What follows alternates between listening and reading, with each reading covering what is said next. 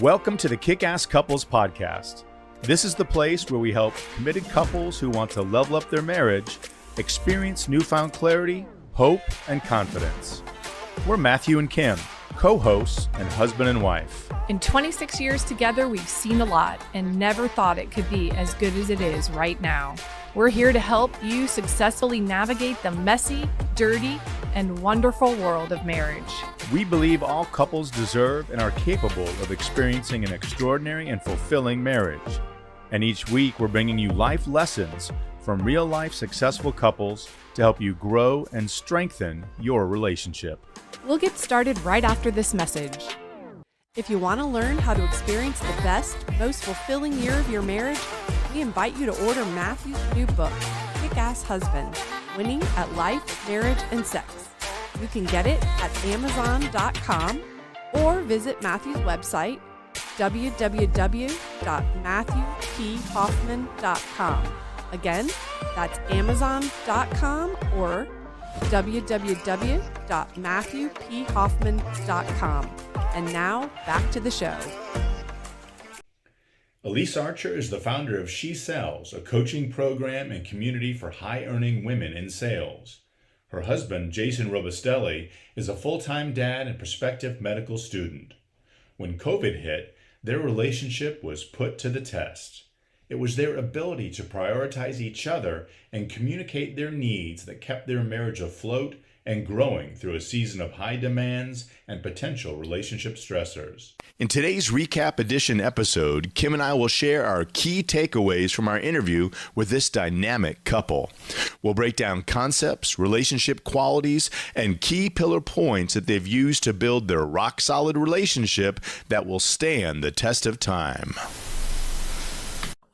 It feels good to be back here on the Kickass Couples Podcast. We are doing a recap with Jason and Elyse. And this couple, especially Elise, Jason, you're wonderful. I got to let you know that. But Elise has a special place in our heart. Because Elise, I said this during the interview. I'm going to say it again. You're the godmother. You are the midwife for the Kickass Couples Podcast. Kim and I were blessed to work for 2 straight days with Elise Archer and Macy from the Brand Builders Group, and they really helped us get this podcast off the ground. And what's exciting, Kim, is before you know it, we're going to be coming up on our 50th episode, and not long after that, we'll be celebrating our 1-year anniversary. No, it has gone so quickly. And yes, she holds a special place in our heart for sure, as she really did. She helped us birth this podcast. She is the podcast pro. And I have to say, I was a little nervous going into interviewing them, knowing that, because I'm sure she had high expectations of her pupils. Yeah, she said we've come a long way and that we've done a lot in a short amount of time. And I do feel that way sometime. And it was really fun. You know, they're in, just like we're in the middle of a podcast, this couple is in the middle of life. 2 careers. She's the CEO of her business. He's in med school working on becoming a doctor, and they have a toddler all in the middle of it. So there are no pauses and breaks for them. And yet they're really, still unabashedly learning and sharing a lot of the processes and the things that they're going through in order to prioritize their relationship and keep it growing in the right direction. Yeah, there were a lot of great takeaways from this interview.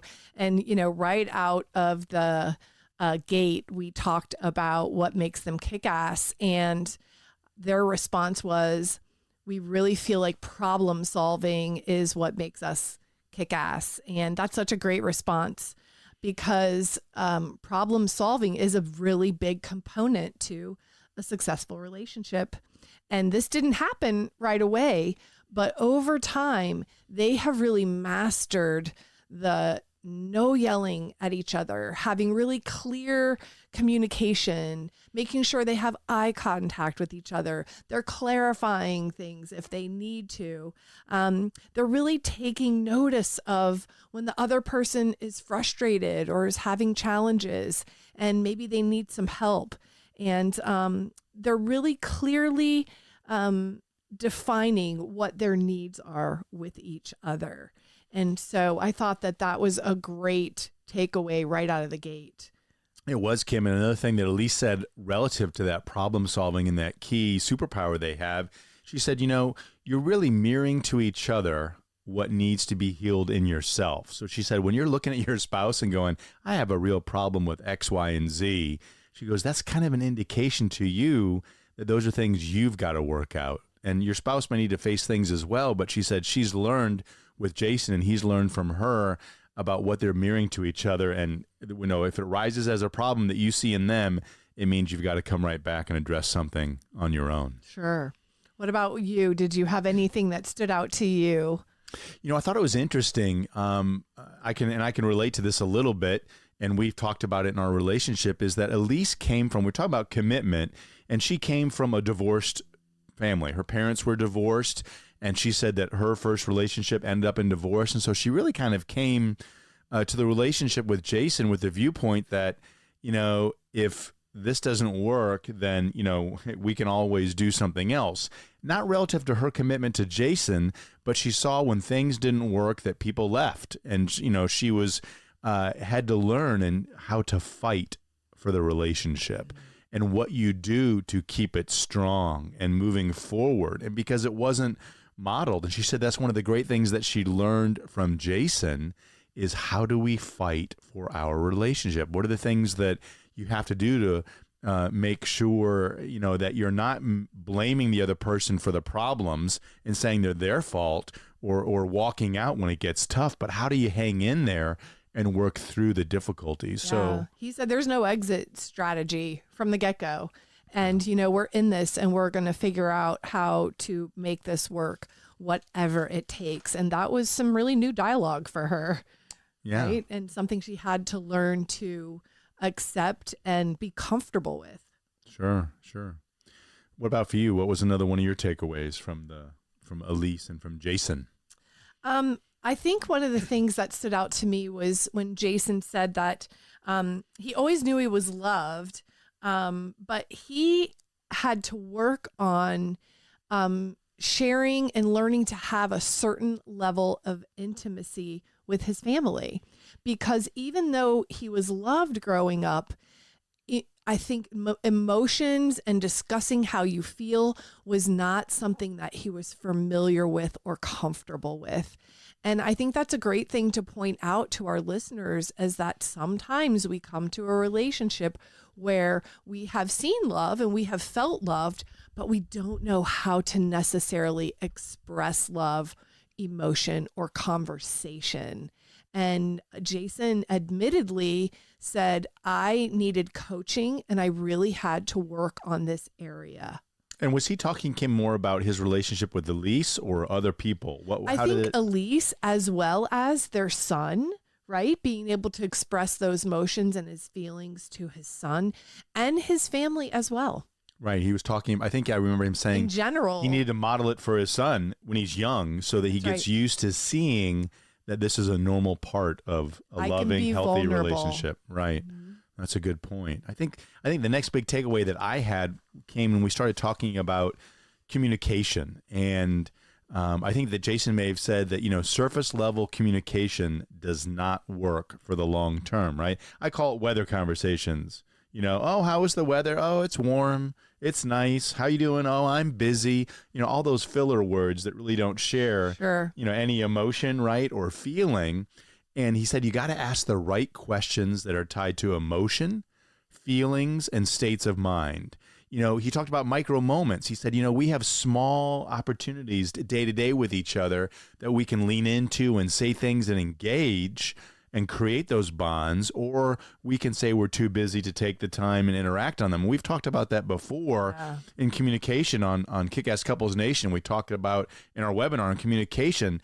John Gottman calls those sliding door moments, and Jason identified that, and he said, a sliding door because the door opens and it closes, and you can choose to walk in and get in that space, or you can choose not to enter in. And, giving the emotional and physical help right then and there. He said they may express a need, and man, you got to jump in and do something right away. And when you do, it's so powerful and he said they both need to practice that. It's kind of like changing gears, right? And, a car has a lot of gears, and sometimes you got to stop and take the time to get it in the right gear to get the traction in the moment. And I love those thoughts that he shared about that. I think it's really easy to get caught up in the habit of maybe I'm working, right? And I'm really paying attention here and you're asking me a question and I say, oh yeah, okay, yeah, uh-huh. And I just keep doing what I'm doing, but it's about me stopping what I'm doing and actually looking you in the eye and giving you the care of that moment of my attention. And we get in the bad habit of never looking up or saying, not even answering somebody in a full sentence. And I love that he really noticed that he was doing those things and decided to turn those things around and really make those moments of connection happen throughout the day. As small as they might be, they were still moments of eye contact, of maybe putting your hand on each other and letting them know that you were there and you were listening. Yeah, I love it when you put your hand on me, by the way. Love that touch. And I think too, it's what was so nice about it, and then we can move on, is it's a discipline. It's a habit. And so, for our listeners, you can hear a concept and go, well, that sounds nice, right? But the question is, are you demonstrating it consistently, habitually over time? And if you're not, you got to practice. It takes a long time to build those habits. And I think that, Jason talked about the discipline and what we have to do to make it habitual. And I really enjoyed that. Yeah. I want to go back to commitment just one more time and talk about something that really stood out to me that Jason said. And that was that commitment in their relationship has changed a lot over the years. And he has felt like every few years, you really need to have a check-in with each other, a real serious check-in. We need to see where we are as people. Where are we in business? Maybe we've had a child in the last couple of years, and our landscape and our relationship looks a lot different. And he talked about really asking those hard questions about, do we still love what we're doing together? Are we still really enjoying the ways that we interact and we connect with each other? And I thought those were really good touch points, and it's a really good advice is to really sit down every few years and really reevaluate where you are, because we do change. Things do evolve over time. And are we evolving along with time? Right. I mean, it's a check-in, it's a reevaluation, and it's not a change of commitment. It's a change of, am I committed to you in the right way to support you in what you want to do? Because as your things change. I mean, we talked about this in another interview you had just recently, where it's not your commitment that's changing. It says, well, am I supporting you in the right way that demonstrates my highest commitment? Because you can't just keep playing the same tune all the time, because it's not going to always sound as sweet depending on what the life stage is or what the moment is. And I remember Jason said, he said, I'm in a spot where I don't know what to do. And if your partner's not aware of that and not coming underneath you and in beside you and giving you the support you need, because your circumstance, he's a med student, he's a student, and he's working his tail off, a lot of stress, and he's at a proving ground where Elise is operating a successful business. So they each have different needs, and being aware of what they are in that season and then reacting and changing and jumping in. Yeah, he said there was one point where he was kind of going down, right? He's stressed, he's dipping, he's really focused on studying, and, his priorities are really and truthfully not their relationship, right? And she's going up. She's CEO of her company. She's successful. She's doing really well. And he was having a really tough time. And I think that she pulled him aside and just said, hey, this is what I'm seeing and this is what I'm feeling. And so they had a really serious conversation. And I love that Jason said, golly, after I thought about it, I really realized I was having a pity party for myself. And I really listened and heard what she was saying. And I said, you know what? You're right. So he owned where he was, and at that moment said and made the conscious decision that I'm going to turn this around. I'm going to change this. I can do this. That's great, Kim. And it's in that story you just told about Elise coming in and them having the conversation, is Jason was willing to accept some influence from Elise. And if we're in a position that we're willing to accept influence from our partner, that is the health meter of any relationship. Because if you're not willing to accept influence, even consider what they have to say or understand the value in their feedback, right?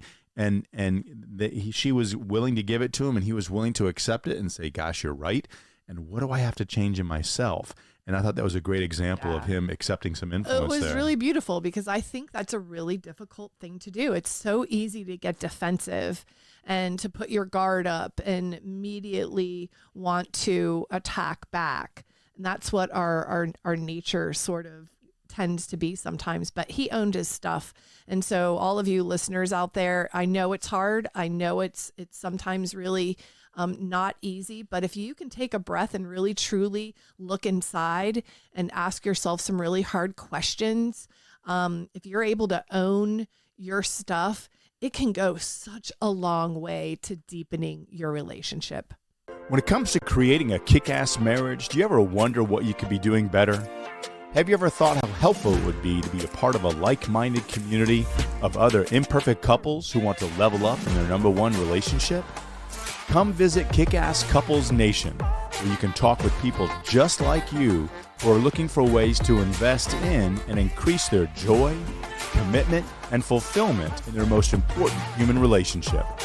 You'll have access to a team of licensed marriage therapists, coaches, articles, podcasts, live webinars, and more. Just visit MatthewPHoffman.com so you can learn more about a community that's ready to help you level up. That's MatthewPHoffman.com so you can become of the growing Kick-Ass Couples Nation right now. It is. It's a great example of commitment to stepping up, accepting the influence, and also, that act of Jason saying that deepened the intimacy between Elise and Jason, because he was being vulnerable and saying he was wrong in something and he was working to make a change. And she supported him in that. And that leads, when you're vulnerable and you share those deep, dark things, which are sometimes maybe not pretty or certainly easy, that really goes a long way to increasing the intimacy that you have in the relationship. It brings about a lot of trust and really makes you feel very safe and connected with your partner. No doubt. How about other standouts to you? Is there anything for conflict resolution or There is pillar? Actually. Yeah. I think that, Jason was talking about that he felt that he had a previous inability to communicate how he was feeling. And so instead of expressing it, he just thought it wasn't important, or he said, I'm a master of pushing it down and lying to himself that it didn't mean anything. So he's keeping he's repressing his own feelings and keeping these things in. And then it just, bottles up and explodes. And he said that he had to learn how to communicate he was feeling, because, none of us are mind readers. We've talked about this before. And, and sometimes it doesn't mean handling everything in the moment. He said, gosh, I learned, and Elise learned, how do we step back and give each other space, identify what's going on, and saying, why don't we let this marinate for a while? Why don't you deal with this, think about it, pray about it, maybe get coaching from somebody else on it, and then come back. And he said he also had to learn how to let go of his ego about what his expected response from her was, or I think this is how this should resolve. So he had to let go of controlling the situation and let it naturally come to the surface and kind of work out a little bit. Ego can really be such an enemy and can be pretty destructive if we allow it to be. So I appreciated that he also said, in those moments, sometimes if he just took a breath and stepped back, he grew up in Maine and he would just go out and take walks. And I feel like, when we're really have some anxiety or things that are really concerning us and we need to just step back and take a break, that nature is so healing and so comforting and so calming. I think that was a great example of one way to just take a time out. Yeah, you got to know how you ground yourself, and it's different from everybody. It could be prayer, it could be meditation, it could be music, it could be exercise. And he said, hey, walking in the woods was the way I grounded and got a clear thinking, and we all need that escape or that ability to release. Sure. They touched a little bit on a pillar of fun and humor too, and I always like to bring that up when we talk about relationships and how important that is in a relationship. I think a lot of us tend to get so busy with life and navigating the things that come at us throughout the day that we forget to maybe just look at each other in a funny, silly way, or just tell each other a joke, or, just be silly. And that just goes a long way to making us smile and feel happy inside. Do you remember what Jason said he did? One of the ways that he did that? And I thought it was I'd never heard of it before, but do you remember? I almost just did it to you, but I didn't want you to think I was weird. I know what he said. And this is totally hysterical. And you'll see it in the interview if you watch the whole thing in its entirety. But he licks her face. Yeah. And it just totally catches her off guard. I'm sure the first time she probably thought, what? So the first time he got a little bit of makeup in there. Yeah, the taste wasn't so hot. Eat a little bit of makeup. But no, I think that it's moments like that which really help to break the ice and to make us smile and just laugh and be goofy with each other. Yeah, and we were late to the game, guys, on recognizing the fun and humor pillar, but it's there now. It is. So 13 is not complete, but 14 is, and that's our 14th pillar, fun and humor, and we got to inject it, and we have to laugh, and I think you and I do a good job of that with each other whenever we can. No doubt. I wanted to bring up one more thing right before we close on this, and it's just advice, and I thought it was such great advice given by Jason at the end of the interview. We asked, if you had to go back and give your unmarried self some advice, what would it be? And he said to be more selfless and to really build community between people and work on relationships. He said that his focus was always money and business. So it was pretty self-centered, but he said that, you know what, you can't do this if you don't know how to build good relationships. You're not going to be successful in business, and you're not going to be successful at making money. And he said that, at the end of the day, also, when you have a lot of money, or if you have a lot of money, what good is that if you don't have family and friends and solid relationships with people? And I think that's what this is all about. That's why we're doing this podcast, is to really help people build and have solid relationships. And that's what really matters and what really endures in life. Yeah, I couldn't agree more, Kim. And at the end of the day, when you're it's the old deathbed experience, right? And some people even say it's healthy to think about death. And what are you going to think? It's not about the thing you got or didn't get, or the things you have or you don't have. Right. It's going to be about people and the relationships. And that's the legacy you have, are the people that you impact and the lives that you change. And there's no better place to start than at home, in this number one relationship that we have. Yeah. And let it trickle down into your children, if you have them, or your family members. It's a beautiful thing. It is. And speaking of those relationships, we have a place that you can go and work on those relationships. We are having some incredible webinars with our marriage therapists. We're taking these pillars head on every 2 weeks. We get on a Zoom call. We talk about them. We have quotes. We've got notes and videos, and we have great presentations and tools that you can use to strengthen that number one relationship. So if you want to learn more about Kickass Couples Nation, please go to MatthewPHoffman.com. Click on it, and there's a great opportunity for you to get involved and get engaged and have a great opportunity to strengthen that relationship that matters most. Absolutely. I wish we would have had this type of access to marriage counselors when we were in the thick of things in our relationship. It's an incredible group of four who are just some amazing marriage therapists and have been giving week after week just some really terrific advice. So really grateful for that.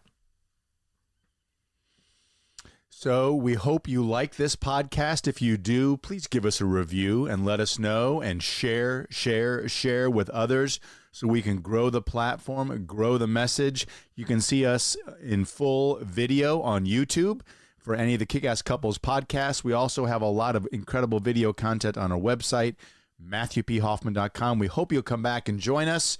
And remember that happily ever after does not just happen. That's all we've got for this episode of the Kickass Couples Podcast. If you like the content of this show, you'll love Matthew's newly released book, Kickass Husband, Winning at Life, Marriage, and Sex. To receive a digital mini book of quotes and images from the book, all you have to do is rate this show and leave a review in Apple Podcasts, Spotify, or wherever you tune in to listen. Then email us a screenshot of your review at podcast@kickasscouplespodcast.com, and we'll get it over to you right away. Until next time, remember, happily ever after doesn't just happen, it's on purpose.